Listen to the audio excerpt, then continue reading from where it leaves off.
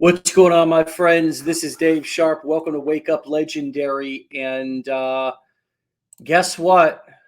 Guess what? You switch mics. We've got another guest. We've got another student this morning. Let's hear what she has to say. Stay-at-home mom finding success with her digital marketing business. Tanil, welcome to the show. Hi. Am I pronouncing that right? You did, actually. Yes. Very unique and pretty name. Thank you. So, tell us what brought you. Are you an internet marketer by trade? Is this your profession, or is this something that you've somehow woken up and said, how did I even get here? Was it intentional? Were you looking for something like this? Tell us how you found us. So I would say it probably last like September, October, scrolling social media, I guess, like everybody else. And I came across Tyler Wise, and I just saw him promoting, obviously, how to make money online. And I'm a stay-at-home mom, and I wanted to be able to help, make some extra income while I can stay home. And he kept, pushing that he does affiliate marketing. So I did a lot of research on my own, just because I'm the type of person that's kind of skeptical about things. Like, is it really too good to be true? So I did a lot of research, and I kind of just kept watching his page for like a couple of months. And then I finally decided to take the challenge in December and go for it. And, I even researched you, Dave. I even wanted to make sure. Fine. Let's hear all the juice. Give us some good dirt. Everything I was doing was legit. Yeah. So, I mean, I've been arrested before, you know what I mean? I am an ex-junkie, an ex-homeless guy, high school dropout. I mean, you couldn't find a less qualified guy. So, I mean, what? Well, I don't understand why you're here, actually. That's if you researched me. Not in that great detail, but yeah, I just wanted to make sure what I was getting myself into was, legit. Because like I said, if I'm going to do something, I want to fully do it, and I want to dive right into it. So I did do that, and I took the course in December, and then I finally launched my business this past January. And I don't have any prior experience. I was a teacher before that, before I decided to stay home, and the pandemic actually pushed me to not want to go back to being a teacher. And prior to that, I was in the retail industry for over 5 years. So I have no experience with marketing. I'm very, not very tech savvy actually on my phone. Like when I was on social media, it was just, to look at videos. Yeah. I never posted personally, maybe like videos of my dogs or my kid. But honestly, other than that, I just looked at other people's feeds. So when I decided to do this, I decided I needed to do it and make sure I'm fully committed and fully in and stay consistent. So that's what I did. Yeah.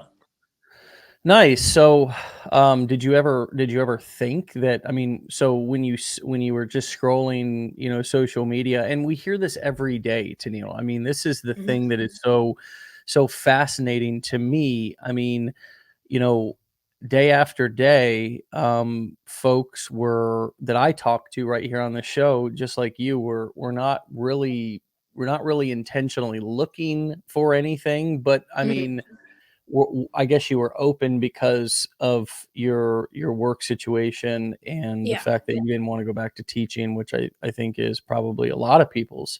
It's probably what's happening with a lot of people, when all those jobs were disappearing, or I don't know. It's hard to keep track of whether they're being added or going away, but on a national level. But I think a lot of people are doing one of two things. They're saying, well, hey, if you deemed me non-essential before, I'm not going to come back and be your non-essential bitch, if you know what I mean. Excuse my language, but let's just keep it real. What am I saying in my head?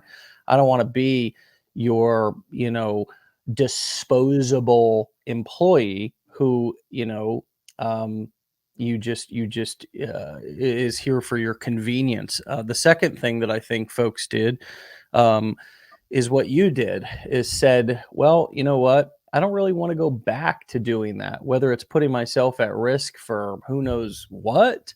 Quite frankly, I think we're all a little paranoid to be in a room full of people right now.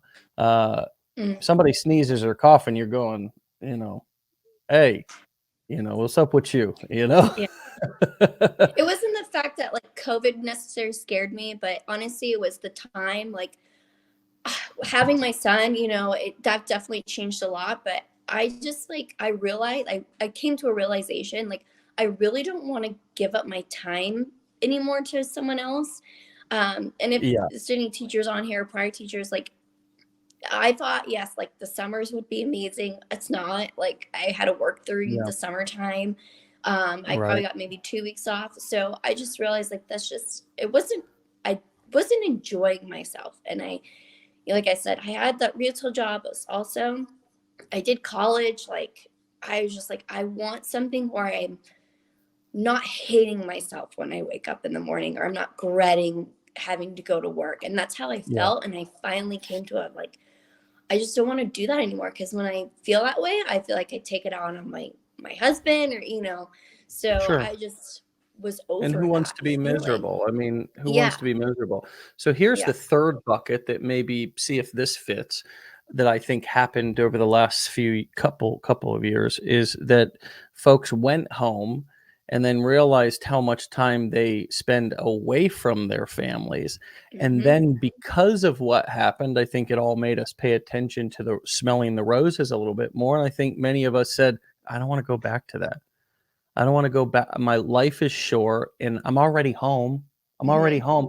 So, in a sense, it sort of transitioned people, got them home for a period of time to where they were like, "Okay, I'm comfortable here. I can do this."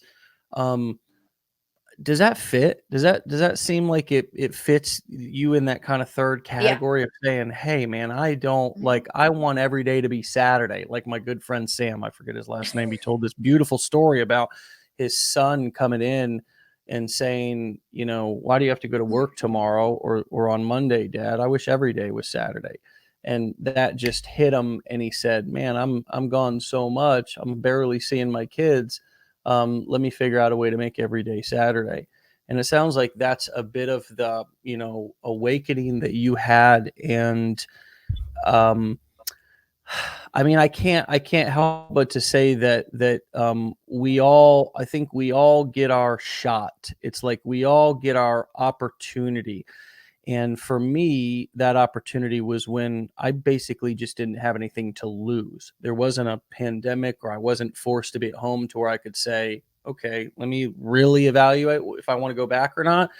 I Hmm. just was broke and working construction and just really had nothing. And so Yeah. I started to do this on the side and then just eventually went full time. But I saw the opportunity, I saw the window, which was now is a time for me to go. It's kind of like when you're wanting to run to your car and it's raining and you're kind of waiting and you're like, all right, go, right?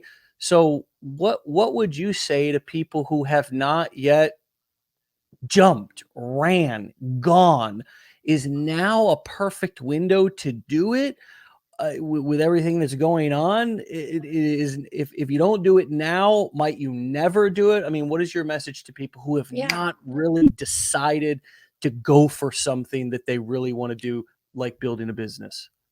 For sure. I mean, I feel like just realizing like if you're not happy in your situation, your current work situation, like I think you should just go for it. I mean, like I said, I procrastinated for like what, 4 months before I even decided to take your challenge. So it is the time to do that now. And since, like you said, we've had that taste of being at home, and Yeah. companies I think are changing a little bit more where they're allowing people to work from home now. But I think, you know, time is short, and the longer you wait, you're going to miss up on an opportunity. So, um, I say just go for it if that's what you really truly want, and you have that inner drive to keep you going.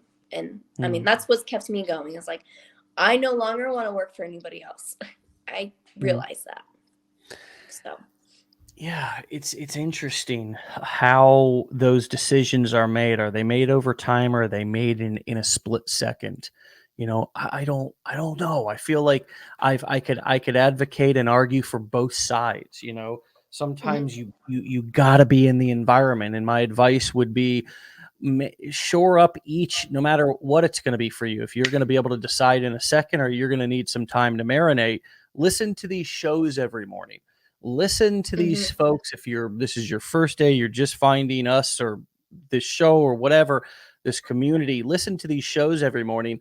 You may be somebody who needs to hear the message over time, see it to believe it.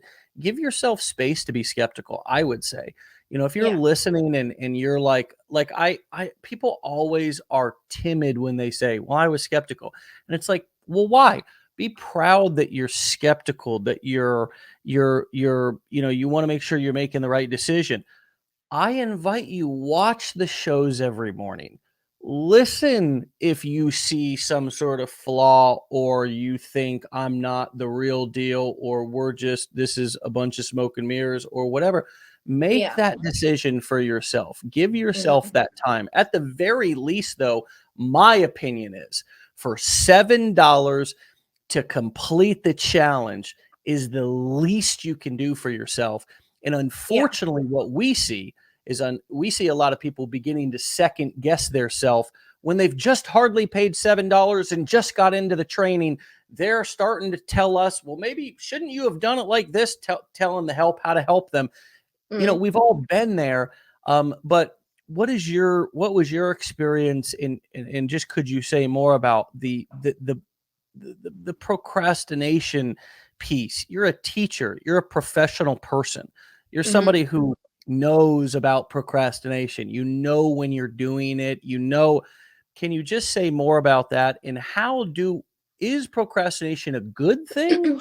Is it a bad thing? Should we Um, try to eliminate it? How do you deal with procrastination and I look mean, back on how you got started? yeah, so I mean, obviously, in general, like when I'm actually working, I'm not a procrastinator. I get things done, but obviously, coming up to this decision, I did procrastinate a lot. And it's not a bad thing. It was me really thinking, like, is this something that I can do? And it's also me doubting myself, to be honest. It was me Mm. telling myself, I don't know if you can do that. Like I said, I've never put myself out there on social media. Like it was just friends and family. So that was probably what really scared me the most, was posting and putting myself out there. What scared you the most was that your friends and family would see a piece of content from you. Yes. And I actually That's hit not that. uncommon. I think that's very common, but go ahead. What'd Yeah. you say? They Yeah. actually what?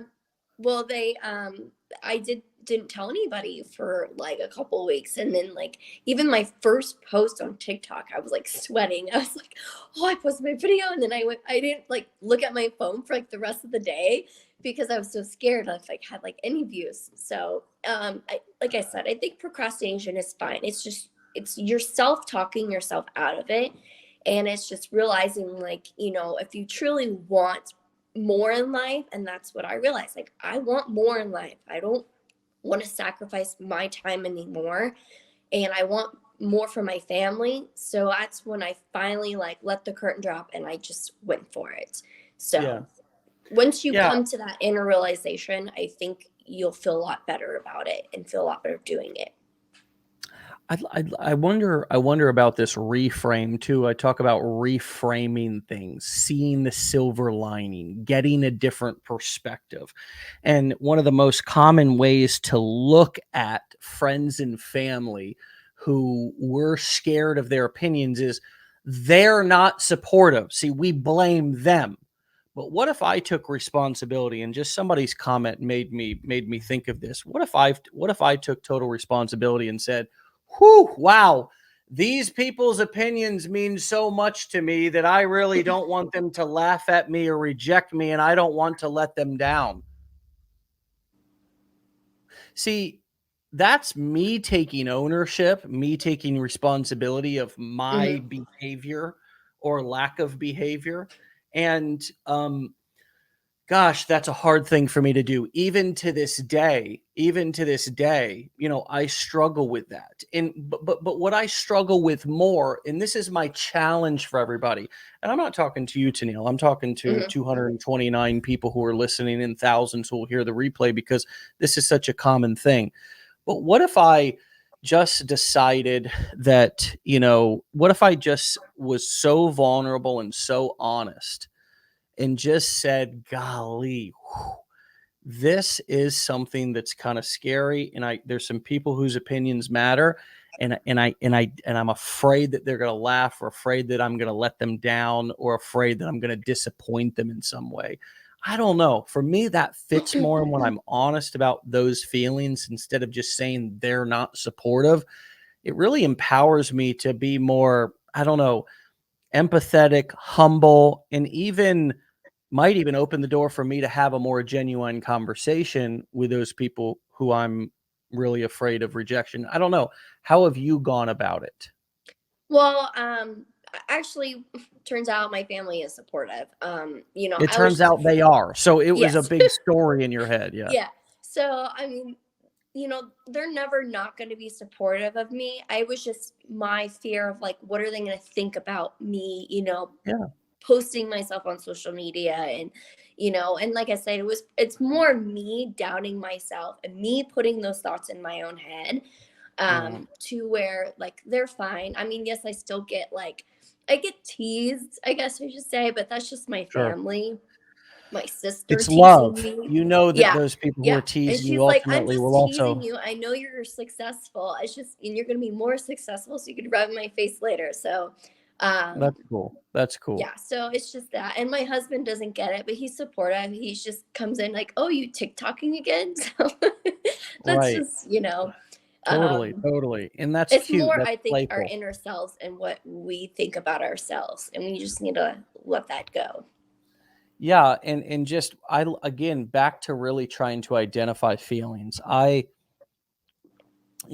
I've grown up in life and business, one of the biggest things that I've ever learned how to do, and this is one of my biggest accomplishments that I've had, I guess some semi decent accomplishments, even though I don't feel very accomplished sometimes. But I tell you, my biggest accomplishment was learning how to identify my feelings and really, you know, identify what am I feeling right now. And I wish Hmm. I would have been able to do this when I first got started because I was very combative and defensive, and I almost made my wife almost left me over it several times because I said, "Oh, you're not supportive," and "Oh, this and that, and you don't want me to thrive and spread my wings and fly," and all this horseshit. Honestly, it was just really all me, my lack of being able to identify my feelings and say, gosh, I'm really, really scared that I might not be able to do this. And I'm afraid that you might laugh at me or think that I'm a failure or leave me.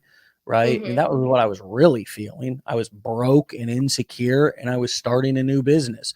What do you Yeah. think? I'm sitting over here feeling like $1 million, like I'm on top of the world. No, I felt Yeah. like the world was on top of me. Hmm. And the when we're feeling backed into a corner and kind of like something new where Yep. we're on a brand new pair of legs, I just think we have a tendency to um that's the least that's the least likely time that I'm going to be vulnerable, and I think that's a time that I really need to lean in to try to be vulnerable. And if I could do it all over again, I would just lean in and say, honey, I'm scared, I don't want to disappoint you, I'm broke, I want to make this work, I want your support, but I understand if you're skeptical. Yeah. And I would have gone about it like that. So anyways, I'm just sort of reminiscing back on my Yeah. beginnings because I think that a lot of us come in and it's so we can pump a crowd up going, yeah, your family doesn't support you and your friends don't, but you're gonna go right. I mean, I know how Yeah. to give that speech. I really do. I know how Yeah. to get, but am I helping people by giving that speech, or am I just getting them fired up only to go home and have more conflict? We need to figure out how to deal with our conflict, most of which comes from within, Yeah. especially if we want to be successful at business. Yeah. So, anyways, what's Yeah. coming up for you as I'm saying some of this? Because I want to know Mhm. what it's like transitioning from a teacher into an entrepreneur for you. Mhm. Yeah, I mean that's, like you said, it's mostly our inner demons, and I pretty much kept all that those feelings inside, and that's kind of what drove me to want to be more successful, and obviously be consistent and stick with what I'm doing and not give up, because I want to prove. I honestly was trying to prove everybody wrong, but I probably shouldn't go that route. It should be, proving to myself that I can do this and not really worry about what anyone else thinks. Yeah. So, yeah. Yeah. Troy, this is not a Rolex Submariner, my friend. This is a GMT, what we would call a Batman. So we're going to pause this regularly scheduled show so two men can talk about watches here, which is something that's absolutely completely ridiculous. But yeah, GMT. So love my watches. Um, so what have you been doing that's working? TikTok? You're obviously Um, TikToking, as your husband yeah. says. What specifically is working for you? Well, I do TikTok and Instagram right now. And I would say TikTok I have grown a lot of followers, just a short amount of time. I started in January and I have over 8,000 followers. So, been doing that. And then I do on Instagram as well. Instagram, I feel like, is a little bit more of a harder platform for me to gain, I guess, so quickly. But I know just because it's such a massive thing that it's probably going to take a little bit more time. But I Mm, do feel like TikTok has been successful and helped me kind of get those leads through Instagram as well. But posting every single day, probably the first month, I posted at least 6 videos a day. I know that's wow. a lot, but that's just what I did because I wanted to, get myself out there. I wanted to get all my like content, and like I said, I was on a mission, and I've kind of scaled it back. So I do about four to 6 times a day. On the Mm, weekends, I do about 2 to 3. yeah. So, and I So usually, sorry. no, you go ahead. Oh, for the content that I post, I usually just stick with personal, inspirational, educational, and I kind of throw in an entertaining one in there as well. Hmm. So, to kind of grab the audience. Yeah. Yeah. Um, it's interesting. It's really, you know, gosh, I want to talk to everybody about something real quick, real serious. And it's about how life changing some of these skills can be. We all know what's going on over in Ukraine right now, and I'm in completely just engulfed in it. I just can't believe it. I feel completely helpless. I mean, besides donating money to causes that I think are actually doing good work on the ground over there, I feel pretty powerless. But this is not about me; it's about them. And this president of theirs was a former actor, a performer. And while there's nothing about what I think his vision, heart, leadership. I mean, this guy I think is a modern day hero slash leader. I mean, real leader's leader. But his ability to be able to communicate and inspire is that performance career that he had. He was an actor. He literally played the president of the United States on a show in Ukrainian TV. Um, and so my point in bringing that up is that you know a lot of us communicating at first is really difficult.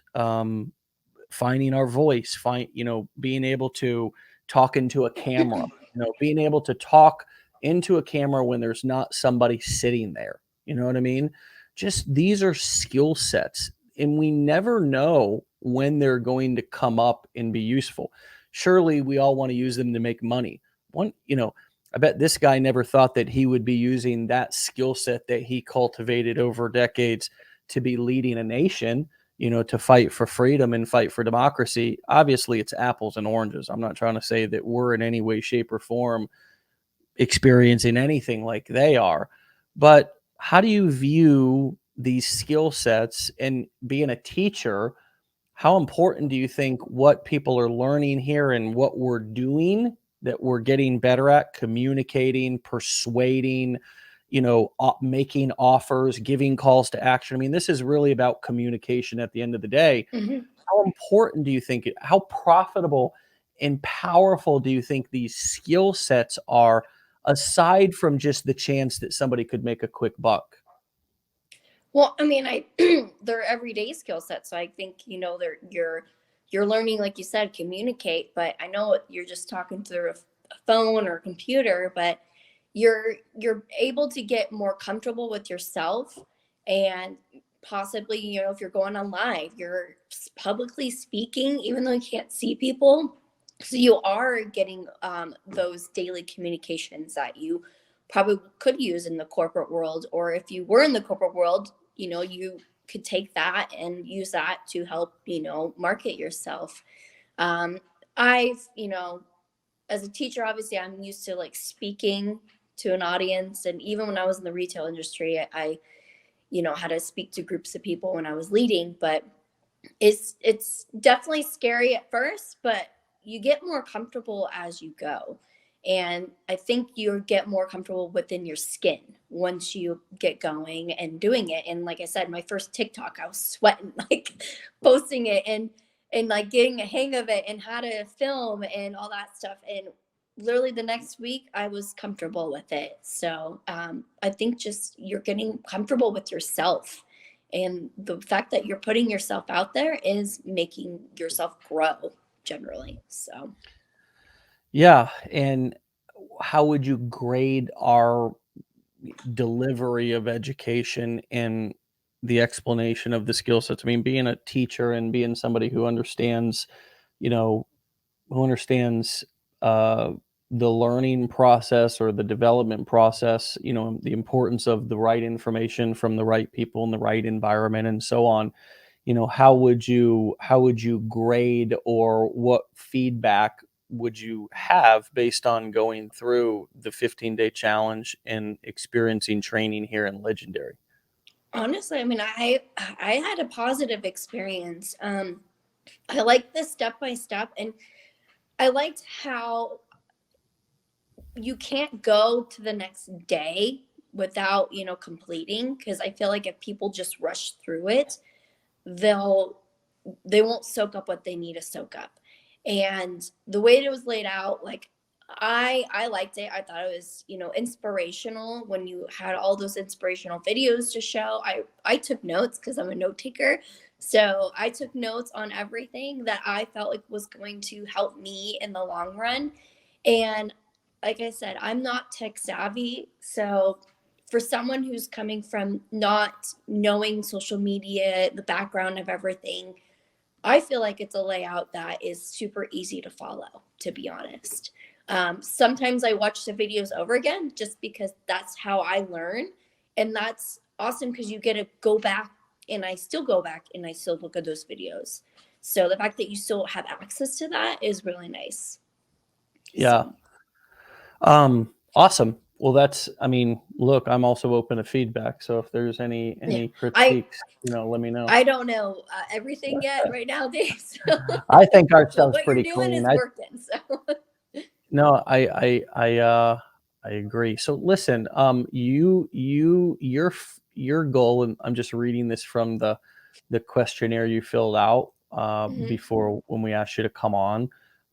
You had a goal of making your first affiliate sale within your first 2 weeks of started, and you ended up making it a few days past that. Your other goal was to make at least $100 within the first month, and you ended up exceeding that.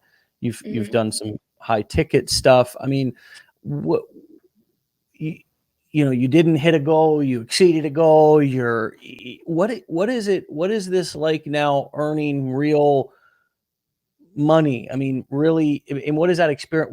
Was it a big deal for you, like it is for so many? Was it like, okay, cool? Was it not that exciting? I mean, what has it been like for you to actually earn real money, and then what sort of goals? Because your goals seem rather conservative and, shall I say, very realistic. Kudos to you. Hmm. Um, what are your financial goals over the next 11, 10, 11 months? Okay, so for the first questions, like, I wanted at first, my when I was writing my goals, I felt like I was unrealistic, and then after speaking to my mentor, I was like, wait, I think I need to be a little bit more realistic about this. And when I didn't meet my goal within the 2 weeks, like I said, I get in my head a lot, so I was putting myself down. But then when that sale came in, I was like, "Oh my god, I even though I was a few days shy, I should still be proud of myself because I did make that sale." Um, and then, and then I got my high ticket sale, and I was just like, "Wow, I actually like did this, and I achieved my goal within the month, or exceeded my goal what I had set for the month." Yeah. Actually, I think even 30 days or maybe 2 months that I had written down for myself. And that first feeling that you get when you even get your first commission is like, it's a super exciting feeling, and it's like an addiction. It makes you want more. Mm. So Be I was careful. driven to get more. Be careful. Don't get addicted. I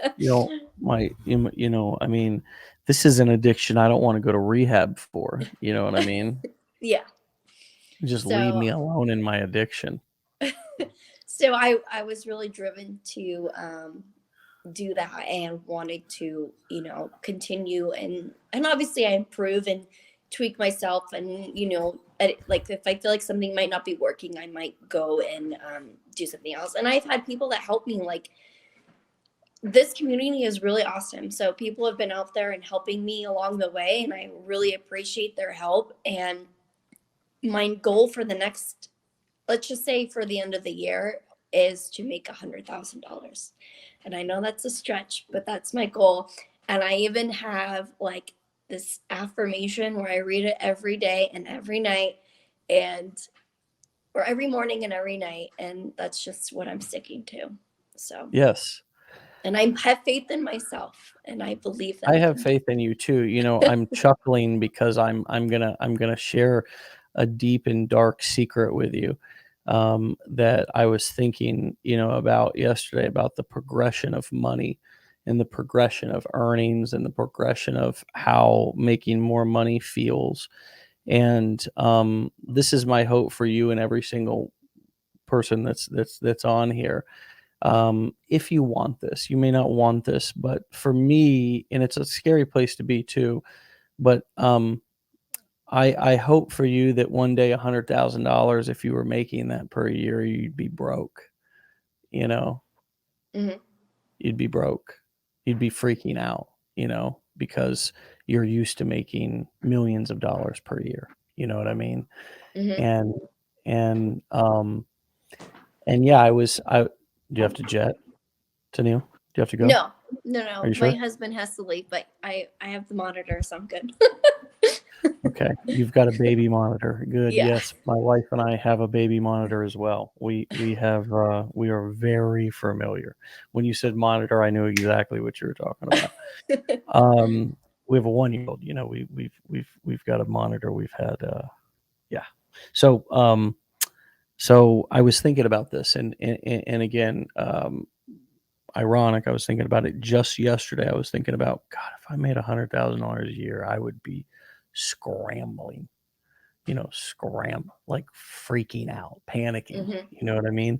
And I don't say that to shit on your goal. Like I really don't. Yeah. Like I say that just to say that um, what usually happens is one of two things in my experience is, we set a goal and we just either quit, never achieve it, um, or we exceed it, you know, and then we realize Wow, that was really I was thinking on a totally different level back then. I was so afraid to I don't know, do something big, run a campaign, offer coaching, do really the imposter syndrome still haunted me. So I hope that for all of you that you start out with goals like Tanil has, which, yes, feels like a stretch, but it's realistic. I mean, if you would have said $1 million, I would have said, well, you're probably not gonna do that your first year. I mean, that's just honest. It's just Yeah. honest. If you do, it'll be sensational and rare. But $100,000, very doable. That's a tenth of $1 million. I mean, that's a lot less. Um, and then, this business can very quickly pick up to where, once again, within a couple of years, like I said, thinking back to that year where you made $100,000, if you made $100,000, you would be scrambling because you'd feel broke. Hmm. And, I think that setting goals, being motivated by what we want is difficult because we've never experienced it before. So it's just kind of like a dream. But being motivated by pain and what we don't want is something that we can touch and really say, I want that pain to stop. And a day after day, that's what I hear. That's what I heard this morning. Now you Yeah. have goals. You don't know if you can hit them or not. You're going to try. You're going to give it your all, Hmm. but really what's motivating you is the pain of being away from your family and Hmm. not wanting to answer to a boss that you don't like or a job that you don't like. And Yeah. so, um, I want to keep repeating that for those of you who are wondering, where's my motivation? Well, maybe stop dreaming and fantasizing about what you want and then wondering why you're never going after it.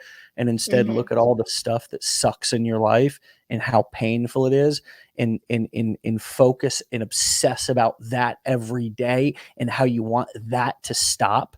And wow, you'll find gasoline, diesel fuel like you never found in your entire life, because every day you're just magnifying this salty wound that hurts. And things can change fast, can't they, Tennille? Yes, they can, for sure. Well, And like you listen. said, that fire that you have is what will help drive you. Like I said, I know for a fact I don't want to go back working for anybody. I think about this all the time. I don't want to be sitting in front of a boss telling me how what I need to work on. And I've left offices crying, like going in my car Right, crying, calling my right, right, mom or right, my husband, like just right, feel like you're getting beat down, and you're doing your best as as an employee, and like they never look at the good, they always look at the bad. yeah, So I was like, I don't want to cry anymore. I'm too old for that. I don't want to cry for anybody. So that's right, just, right, right. finding those wounds and helping you realize like that's just going to keep that's your motivator to keep going. So, That story, that specific, and we're here for marketing to learn about being better marketers, and that story bit, which is what, better communicators, better messengers, um, b- being able to relate to people. What is marketing? Influence and persuasion is simply being able to relate to somebody until they feel like I really am interested about their shoes and what it's like to be in them. They don't care mhm, what I have to say. And so that story that you just told, I bet a lot of people really felt that, mhm, how you described that. And I just would urge you to continue to be specific. And everybody who's wondering, how do I take my content to the next level? Become a great storyteller. Become a great storyteller. You will, mhm, as a matter of fact, I was just going through some course, an old marketing course that I had, and he was even talking about, like, don't, even with your education, don't, when you're marketing, don't get too into teaching to where people get lost. Keep it high level. Keep it story based. Keep it where people can understand. Focus on talking about things and telling stories they can relate to. They say, "Oh God, that," like when you just said, what was that thing that you say that again? What were you were crying. You said, I yeah, don't want to cry for anybody anymore. I mean, yeah, I think this is a common thing. I've, I've seen a lot of my women friends have this experience. I think mhm, men might be more angry. We don't know how yeah, to process our feelings, but women, It's sad. It sucks. It Yeah. sucks when um, good people feel beat down by their employers when there's such an opportunity to unite and Hmm. recognize and build. And unfortunately, leadership is a delicate and it's an honorable position that most should not hold. Hmm. And unfortunately, takes us some time sometimes to realize that. And for others, they sit in it. We sit in it for decades. And, that's, I think, what a lot of us are trying to avoid. So, Tanil, go take some time while your child is sleeping. Okay. I know what that's like for yourself. And keep doing a fantastic job and come back and keep us posted here in a couple of months on your journey. All right. Thank you. I appreciate it. I appreciate you having me on here. This was actually one of my goals and I made it. So, You did. And you yeah. did great. Thank you so All right. much. We'll talk to you later, Tanil. Have a great day. Okay. All right. You too. Bye. See you. All right, my friends. It is a wrap. Um, yeah, I just want to say before I leave, um, I am fully engrossed and aware and just saddened and angry about what's going on in Ukraine with those people being, being moved out of their homes for no reason, for the ego of a disgusting pig. Um, it's just freedom it's a delicate thing. Freedom is a delicate thing. And I'm going to say something, and I will put up her TikTok. Sorry, guys. Um, as you write down her TikTok and Instagram there, that freedom is a delicate thing. It's something that we're all fighting for each and every day. And today, I can say that I'm grateful that I'm not fighting for my physical freedom, my rights, for my home, my land. I'm simply fighting to be, with my family more, to be more financially free, to have more options, to maybe be able to help when other people are suffering, like what's happening in Ukraine. Um, but freedom. It's all about freedom. The price of freedom sometimes can be death.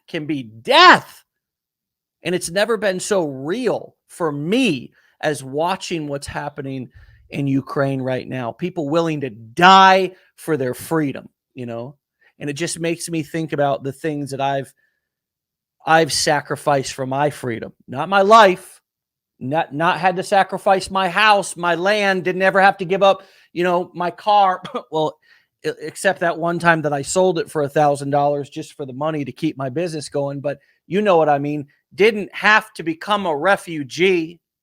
I just get to sit at my comfortable desk every day, man.